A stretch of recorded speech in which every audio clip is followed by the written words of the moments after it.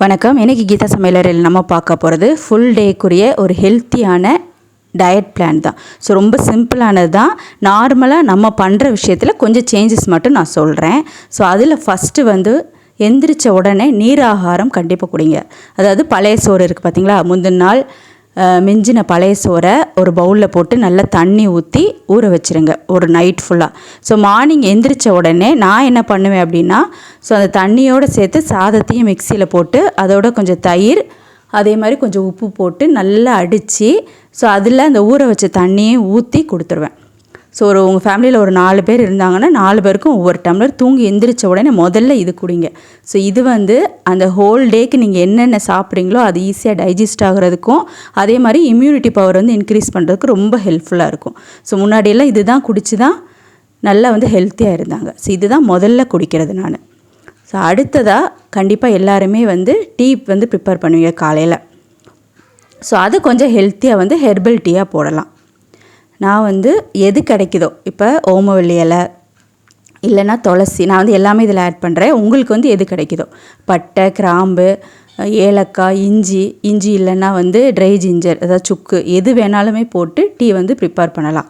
So நீங்கள் வந்து tea coffee குடிக்காதவங்களாக இருந்தீங்க அப்படின்னா ஜஸ்ட்டு வந்து தண்ணியில் உங்களுக்கு கிடைக்கக்கூடிய அந்த துளசியோ தூதுவளையோ இல்லைன்னா வந்து கற்பூரவள்ளி, பட்டை எதுனாலும் சரி அதை மட்டும் வேக வச்சு அந்த வார்ம் வாட்டரை மட்டும் டெய்லி காலையில் குடிச்சிங்கனாலும் நல்லது தான், மில்க் டீ குடிக்காதவங்களுக்கு. ஸோ நீங்கள் வந்து கண்டிப்பாக டீ வந்து குடிப்பீங்க அப்படின்னா இந்த மாதிரி ஹெல்த்தியாக வந்து போட்டு குடிக்கலாம். ஸோ இது வந்து குழந்தைங்களுக்கு கூட குடிக்கலாம். ஸோ அப்படி இல்லை குழந்தைங்களுக்கு வந்து பாலில் சத்து மாவு மிக்ஸ் பண்ணி கூட காலையில் கொடுத்துக்கலாம். ஸோ அவ்வளோதான். அடுத்து வந்து பிரேக்ஃபாஸ்ட்டு கண்டிப்பாக இட்லி தோசையாக தான் இருக்கும். நான் வந்து இட்லி தோசையோட கண்டிப்பாக ஏதாவது ஒரு சாம்பார், பாசிப்பருப்பு சாம்பார் அப்படி இல்லைன்னா துவரம்பருப்பு சாம்பார். நான் இன்றைக்கி பண்ணி காமிக்கிறது வந்து துவரம்பருப்பு சாம்பார். ஸோ ப்ரோட்டீன் வந்து பருப்பில் நிறையா இருக்குது. ஸோ அதனால் ஏதாவது ஒரு அதாவது ஏதாவது ஒரு தால் வந்து காலையில் டெய்லி எடுத்துக்கோங்க இட்லி தோசையோட. ஸோ அதுக்கப்புறம் வந்து நீங்கள் சட்னி வந்து எது வேணாலும் பண்ணிக்கலாம். அதே மாதிரி சாம்பார் வைக்கிறப்போ ஏதாவது ஒரு 2-3 காய் அதில் ஆட் பண்ணுங்கள், என்ன காய் கிடைக்குதோ. ஸோ அவரைக்காய் இருந்தாலும் சரி, பீன்ஸ், கேரட்டு, முருங்கைக்காய், கொஞ்சம் கீரை இருந்தால் கூட அந்த கீரையை கூட அதில் சேர்த்துக்கோங்க. சேர்த்து சாம்பார் ப்ரிப்பேர் பண்ணி கொடுங்க. அதே மாதிரி சாம்பாரில் கொஞ்சம் மஞ்சள் தூள் அதிகமாகவே சேர்த்துக்கோங்க. ஸோ இந்த காலகட்டத்தில் அது ரொம்ப முக்கியம்.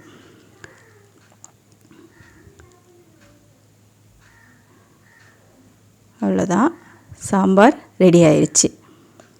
ஸோ இட்லி தோசையோட ஒரு சாம்பார், ஒரு சட்னி அப்படி இல்லைன்னா 2 சட்னி ஸோ வச்சு கொடுத்துருங்க. இது வந்து பிரேக்ஃபாஸ்ட்டு முடிஞ்சது. அடுத்து பிரேக்ஃபாஸ்ட்டு முடிஞ்சதுக்கு அப்புறமா நான் குடிக்கிறது வந்து ஜிஞ்சர் ஹனி ட்ரிங்க், அப்படி இல்லைன்னா லெமன் ஹனி ட்ரிங்க்.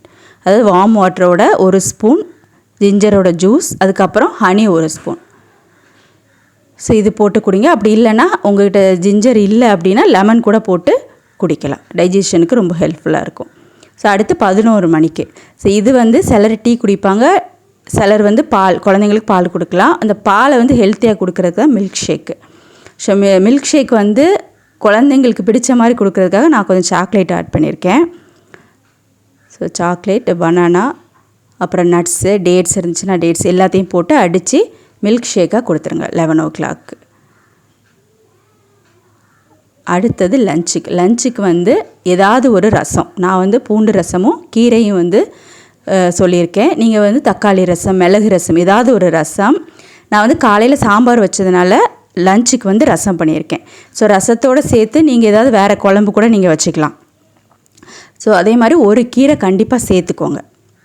ஸோ ரசம் ஏதாச்சும், அப்படி இல்லைன்னா வந்து கீரை ரசம் சேர்த்து கொடுத்தீங்கன்னா ரொம்ப நல்லது. இதோட வந்து எக்ஸ்ட்ரா நீங்கள் ஏதாவது ஒரு பொரியல் பண்ணிக்கலாம். அதே மாதிரி வேறு ஏதாவது குழம்பு கூட வச்சுக்கலாம். மார்னிங் உள்ள சாம்பாரை கூட நீங்கள் வந்து யூஸ் பண்ணிக்கலாம்.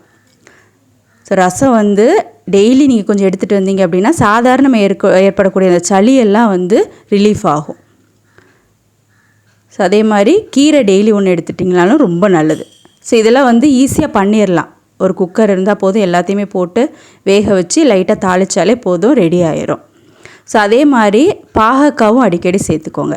ஸோ கீரை, பாகக்காய் அதெல்லாம் குழந்தைங்க சாப்பிட மாட்டாங்க விரும்பி. ஸோ அந்த மாதிரி டைமில் என்ன பண்ணுங்கன்னா, கீரை வைக்கிற அன்னைக்கு, பாகக்காய் வைக்கிற அன்னைக்கு எக்ஸ்ட்ராவாக ஒரு பொரியல், அது வந்து குழந்தைங்களுக்கு பிடிச்சதாக இருக்கணும். இப்போ பொட்டேட்டோ ஃப்ரைனா குழந்தைங்க ரொம்ப விரும்பி சாப்பிடுவாங்க. ஸோ அந்த மாதிரி பண்ணிட்டீங்கன்னா, ஸோ இது சாப்பிட்டா தான் நான் வந்து கீரை சாப்பிட்டா தான் பொட்டேட்டோ கொடுப்பேன், அதே மாதிரி பாகக்காய் சாப்பிட்டா தான் பொட்டேட்டோ கொடுப்பேன் அப்படிங்கிறப்போ அவங்க வந்து பாதியாவது சாப்பிடுவாங்க. ஸோ டெய்லி வந்து கீரையோ பாகக்காய் ஸோ அந்த மாதிரி நல்ல காய் வந்து கொடுத்த மாதிரி ஆச்சு. ஸோ இது வந்து ஒரு சிம்பிளான லஞ்ச். ஸோ இதையும் ட்ரை பண்ணுங்கள். அடுத்து லஞ்சுக்கு அப்புறம் வந்து மோர், அப்படி இல்லைன்னா ஏதாவது ஒரு லெமனேட். குழந்தைங்க மோர் சாப்பிட மாட்டாங்க அப்படின்னா வந்து லெமனேடு மாதிரி பண்ணி குடிக்கலாம். ஸோ இல்லை எல்லாம் ஆரஞ்சு ஜூஸ் கூட பண்ணி கொடுக்கலாம். ஸோ நாங்கள் வந்து ரொம்ப ப்ரிஃபர் பண்ணுறது வந்து மோர். ஸோ மோர் வந்து இந்த வெயில் காலத்துக்கும் ரொம்ப நல்லது, அதே மாதிரி டைஜஷன் ப்ராப்ளமும் சால்வ் ஆகும். ஸோ அந்த மோரோட இந்த மாதிரி வெங்காயம், பச்சை மிளகாய், சீரகம் போட்டு கொடுத்தீங்கன்னா ரொம்ப நல்லது. ஸோ குழந்தைங்க வந்து இந்த மாதிரி எல்லாத்தையும் அரைச்சி கொடுத்தா அவங்க விரும்ப மாட்டாங்க அப்படின்னு உங்களுக்கு தோணுச்சுன்னா ஜஸ்ட்டு மோரை மட்டும் உப்பு போட்டு மிக்ஸ் பண்ணி கூட கொடுத்துக்கோங்க.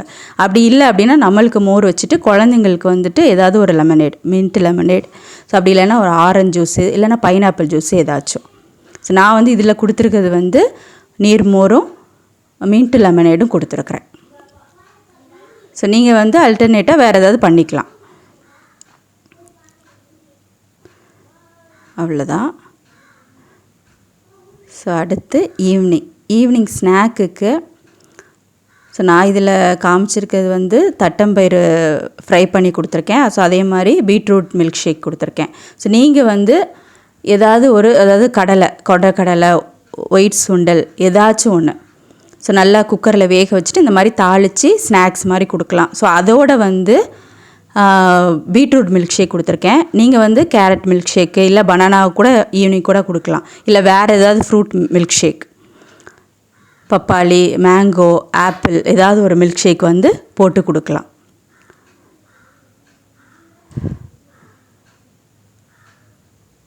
ஸோ பீட்ரூட் ஏதாவது வெஜிடபிள்ஸ் மில்க் ஷேக் போடுறப்போ அதை வந்து நல்லா லைட்டாக பாயில் பண்ணிவிட்டு அதுக்கப்புறமா மில்க் ஷேக்காக போட்டுருங்க. நான் இதில் சுகர் போட்டிருக்கேன். நீங்கள் வந்து இன்னும் ஹெல்த்தியாக இருக்கணும் அப்படின்னா நாட்டு சக்கரை அந்த மாதிரி கூட சேர்த்துக்கோங்க. ஸோ இல்லை இந்த மாதிரி மில்க் ஷேக் குடிக்க மாட்டாங்க அப்படின்னா நீங்கள் டைரெக்டாக ஃப்ரூட்ஸ் கூட ஏதாவது இந்த டைமில் கொடுத்துக்கலாம். ஸோ அவ்வளோதான். அடுத்து லாஸ்ட்டாக டின்னருக்கும் வந்து லைட்டாக வெஜிடபிள்ஸ் ஆட் பண்ணிக்கிட்டேன், ரொம்ப நல்லது. நான் இன்றைக்கி பண்ணி காமிக்கிறது வந்து சத்து மாவு யூஸ் பண்ணி பண்ணக்கூடிய ஒரு ஸ்டஃப்டு வெஜிடபிள் சப்பாத்தி. ஸோ இது வந்து உங்கள்கிட்ட சத்து மாவு இல்லை அப்படின்னா நார்மலாக வந்து வீட் ஃப்ளோர், அதாவது கோதுமை மாவு இருக்குல்ல, அதை வச்சு கூட நீங்கள் பண்ணலாம். சப்பாத்தி தனியாக, அதே மாதிரி வெஜிடபிள் குருமா தனியாக பண்ணுறதுக்கு பதிலாக ஸோ இந்த மாதிரி எப்போயுமே டின்னர் வந்து லைட்டாக தான் சாப்பிடுவோம். ஸோ இந்த மாதிரி வெஜிடபிள் மட்டும் பண்ணிவிட்டு அதை வந்து அந்த சப்பாத்தி மாவுக்குள்ளே ஸ்டஃப் பண்ணிவிட்டு, சப்பாத்தி மாவு அதாவது கோதுமை மாவோ அப்படி இல்லைன்னா வந்து ஹெல்த் மிக்ஸ் அதாவது சத்து மாவோ, நான் வந்து சத்து மாவு தான் வந்து போட்டிருக்கேன். சத்து மாவுக்குள்ளே ஸ்டஃப் பண்ணிட்டிங்கன்னா குழந்தைங்க வந்து இதை கொஞ்சம் விரும்பி சாப்பிடுவாங்க. ஸோ நம்ம சப்பாத்திக்குள்ளே வைக்கிறதுனால அவங்க தனியாக எடுத்து வைக்க மாட்டாங்க, ஈஸியாக சாப்பிட்டுப்பாங்க. ஸோ அதே மாதிரி இது வந்து ஒன்று சாப்பிட்டா கூட போதும், வயிறு வந்து ஃபில் ஆயிரும். இந்த மாதிரி பண்ணிடலாம்.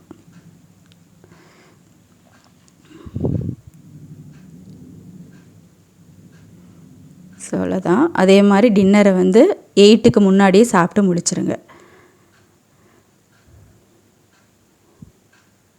ஸோ இப்போது சத்து மாவு சப்பாத்தி ரெடி ஆயிடுச்சு. அடுத்து தூங்குறதுக்கு முன்னாடி வந்து கண்டிப்பாக மில்க் குடிப்போம். அதை கொஞ்சம் ஸ்பெஷலாக குடிக்கணும் அப்படின்னா நான் வந்து பாலில் பூண்டு, மஞ்சள் அண்ட் பெப்பர் வந்து போட்டு கொடுப்பேன். பூண்டை நல்லா வேக வச்சிடணும். அதே மாதிரி அதோட கொஞ்சம் வந்து பெப்பர், மஞ்சள் தூள், ஏலக்காய் தூள் உங்களுக்கு விருப்பம் இருந்துச்சுன்னா சேர்த்துக்கலாம். ஸோ இதை எல்லாத்தையும் சேர்த்து நல்லா வேக வச்சுட்டு பூண்டை நல்லா மசிச்சிருங்க. ஸோ இதுவும் குழந்தைங்களுக்கு கொடுத்துட்டு வந்தீங்க அப்படின்னா சளி பிடிக்காது. ஸோ இந்த மெனுவை வந்து நீங்கள் டெய்லி ஃபாலோ பண்ணிகிட்டே வந்தீங்க அப்படின்னா நார்மலாகவே இந்த டைம் அப்படின்னு கிடையாது, எப்போயுமே ஃபாலோ பண்ணிட்டு வந்தீங்க அப்படின்னா நோய் எதிர்ப்பு சக்தி அதிகமாகும். நம்மளுக்கு ஈஸியாக எந்த ஒரு வைரஸும் நம்மளை வந்து அஃபெக்ட் பண்ணாது. அதே மாதிரி வீக்லி ஒன்ஸ் கண்டிப்பாக வந்து கபசுர குடிநீர் கண்டிப்பாக குடிச்சிட்டே வாங்க, வெறும் வயிறில். கண்டிப்பாக ட்ரை பண்ணுங்கள். தேங்க்யூ.